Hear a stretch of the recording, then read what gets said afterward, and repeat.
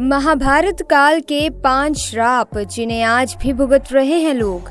दोस्तों, यूं तो आपने महाभारत से जुड़ी कई कथाएं सुनी होंगी, परंतु महाभारत से जुड़ी कई ऐसी कथाएं हैं जिससे आज भी हिंदू जनमानस अनजान है।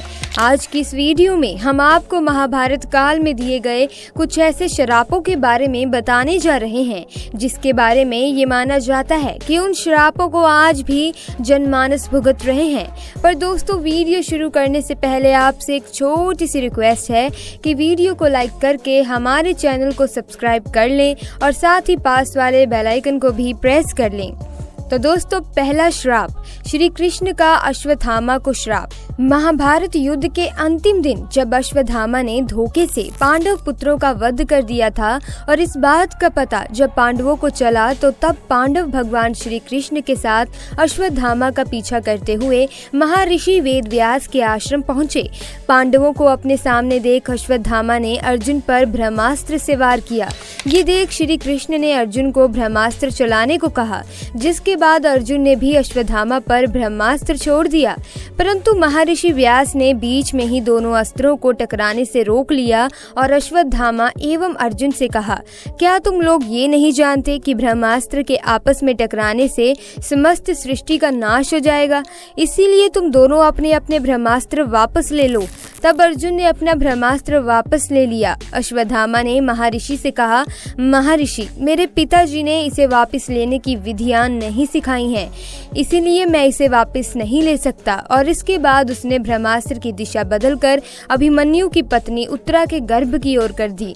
ये देख भगवान श्री कृष्ण ने अश्वत्थामा को श्राप दिया कि तुम 3000 वर्ष तक इस पृथ्वी पर भटकते रहोगे और किसी भी जगह किसी भी पुरुष के साथ तुम्हारी बातचीत नहीं हो सकेगी। तुम्हारे शरीर से पीप और लहू की गंध निकलेगी, इसीलिए तुम मनुष्य के बीच नहीं रह सकोगे, दुर्गम वन में ही पड़े रहोगे। और इसी कारण आज भी ये माना जाता है कि अश्वत्थामा अभी भी जीवित है। अश्वत्थामा के सिर पर जन्म से ही एक मणि थी। द्रौपदी ने अर्जुन से कहा कि इसको मारने से मेरे पुत्र वापस नहीं सकते और इसकी माँ भी मेरी तरह अपने पुत्र के मरने के बाद विलाप करेगी, इसीलिए इसे जीवित छोड़ दो। तब द्रौपदी के कहने पर अर्जुन ने गुरुपुत्र अश्वत्थामा को प्राण दान दे दिया, लेकिन सजा के तौर पर मणि छीन ली और उसके बाल काट लिए गए। उन दिनों बाल काट लेने का मतलब मृत्यु दंड माना जाता था। दूसरा श्राप, मांडव ऋषि का यमराज को श्राप। महाभारत में मांडव ऋषि का वर्णन आता है। एक बार राजा ने भूलवश न्याय में चूक कर दी और अपने सैनिकों को ऋषि मांडव्य को सूली पर चढ़ाने का आदेश दे दिया, परंतु जब बहुत लंबे समय तक भी सूली में लटकने पर ऋषि के प्राण नहीं गए तो राजा को अपनी भूल का एहसास हो गया था तथा उन्होंने ऋषि मांडव्य को सूली से उतरवाया तथा अपनी गलती के लिए माफी मांगी। इसके बाद ऋषि मांडव्य यमराज से मिलने गए तथा उनसे पूछा कि किस कारण मुझे झूठे आरोप में सजा मिली थी। तब यमराज ऋषि से बोले, जब आप 12 वर्ष के थे तो आपने एक छोटे से कीड़े की पूंछ में सीख छुपाई थी, जिस कारण आपको ये सजा भुगतनी पड़ी। ये सुनकर ऋषि को क्रोध आ गया और उन्होंने यमराज से कहा कि किसी को भी 12 वर्ष की उम्र में इस बात का ज्ञान नहीं रहता कि धर्म और अधर्म क्या है, क्योंकि तुमने एक छोटे अपराध के लिए मुझे बहुत बड़ा दंड दिया है। अतः मैं तुम्हें श्राप देता हूँ कि तुम शूद्र योनि में दासी के पुत्र के रूप में जन्म लोगे। मांडव्य ऋषि के श्राप के कारण यमराज को विदुर के रूप में जन्म लेना पड़ा। तीसरा श्राप, अप्सरा उर्वशी का अर्जुन को श्राप। ये कथा उस समय की है जब 13 साल के वनवास के दौरान एक बार अर्जुन दिव्यास्त्र की खोज में स्वर्ग लोक गया। वहां उर्वशी नाम की एक अप्सरा उनके रूप एवं सौंदर्य को देखकर उन पर मोहित हो गई। फिर एक दिन उर्वशी ने अर्जुन को विवाह करने को कहा। तब अर्जुन ने उनसे कहा कि मैं आपको माता के समान मानता हूँ, इसीलिए मैं आपसे विवाह नहीं कर सकता। इस बात पर उर्वशी क्रोधित हो गई तथा उसने अर्जुन से कहा कि तुम एक नपुंसक की तरह बात कर रहे हो, इसीलिए मैं तुम्हें श्राप देती हूँ कि तुम आजीवन नपुंसक हो जाओ तथा स्त्रियों के बीच तुम्हें नतर्क बनकर रहना पड़े। ये बात सुनकर अर्जुन विचलित हो गए और फिर वे देवराज इंद्र के पास गए और उन्हें सारी बात बताई। उसके बाद देवराज इंद्र के कहने पर उर्वशी ने अपने श्राप की अवधि 1 साल के लिए सीमित कर दी। तब इंद्र ने अर्जुन को संतावना देते हुए कहा कि तुम्हें घबराने की जरूरत नहीं है। ये श्राप तुम्हारे वनवास के समय वरदान के रूप में काम करेगा और अज्ञातवास के समय तुम्हें नर्तिका के वेश में कौरवों की नजरों से बचे रहोगे। चौथा श्राप, युधिष्ठिर द्वारा स्त्री जाति को दिया गया श्राप। महाभारत में दिए गए श्रापों में युधिष्ठिर का स्त्री जाति को दिया गया श्राप सर्वविदित है। महाभारत में वर्णित कथा के अनुसार जब कुरुक्षेत्र में युद्ध के दौरान अर्जुन ने महारथी कर्ण का वध कर दिया था, तब पांडवों की माता कुंती उसके शव के पास बैठकर विलाप करने लगी। ये देखकर पांडवों को बड़ा ही आश्चर्य हुआ कि आखिर ऐसी क्या बात है जो हमारी माता हमारे शत्रु के शव पर अपने आंसू बहा रही है। तब ज्येष्ठ पांडव युधिष्ठिर अपनी माता कुंती के पास गए और उन्होंने देवी कुंती से पूछा, माता क्या बात है जो आप हमारे सबसे बड़े शत्रु कर्ण के शव पर विलाप कर रही हैं।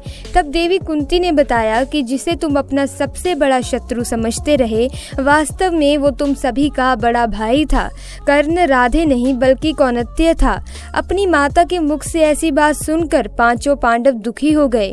फिर कुछ क्षण रुककर युधिष्ठिर अपनी माता कुंती से बोलते हैं, माते ये बात तो आप सदा से जानती रही होंगी कि अंगराज कर्ण मेरे बड़े भाई थे। तब आपने हम लोगों को ये बात बताई क्यों नहीं? इतने दिनों तक ये बात आपने हमसे क्यों छुपा कर रखी? आपके एक मौन ने हम सभी को अपने ही भाई का हत्यारा बना दिया है। इसीलिए मैं आज इस धर्म क्षेत्र कुरुक्षेत्र में सभी दिशाओं, आकाश और धरती को साक्षी मानकर सभी स्त्री जाति को ये श्राप देता हूँ कि आज के बाद कोई भी स्त्री अपने अंदर कोई भी रहस्य नहीं छुपा पाएगी। पांचवा श्राप, श्रृंगी ऋषि का परीक्षित को श्राप। कथा के अनुसार 36 साल हस्तिनापुर पर राज करने के पश्चात जब पांचों पांडव द्रौपदी सहित स्वर्गलोक की तरफ प्रस्थान करने लगे तो उन्होंने अपना सारा राज्य अभिमन्यु के पुत्र परीक्षित के हाथों में सौंप दिया। ऐसा माना जाता है कि राजा परीक्षित के शासनकाल में भी हस्तिनापुर की सारी प्रजा युधिष्ठिर के शासनकाल की तरह ही सुखी थी। परंतु कहते हैं ना कि होने को कौन टाल सकता है। एक दिन राजा परीक्षित रोज की तरह वन में आखेट खेलने को गए।